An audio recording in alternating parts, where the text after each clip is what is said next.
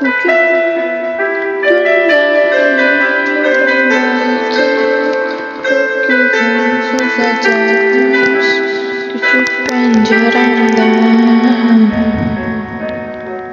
Öyle yine de ışık aramakla geçecek hayat, ne de olsa yeşiller de var. Arayıp bulamadım ya, sanki sırtımdan, sanki herkes karşımda. Yoruldum bu yaşımdan. Annem, ne olur konuş benimle, en azından rüyamdan vesile tutun ama.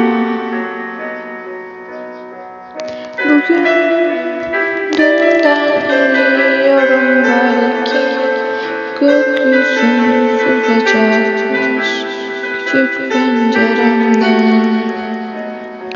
Öyle yine de ışık aramakla geçecek hayat, ne de olsa yeşiller de var. Arayıp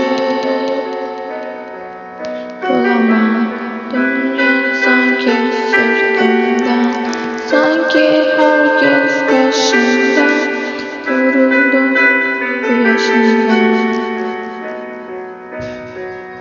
Baba, ne olur konuş benimle, ihtiyacım var sana, gücüm sensin hayat.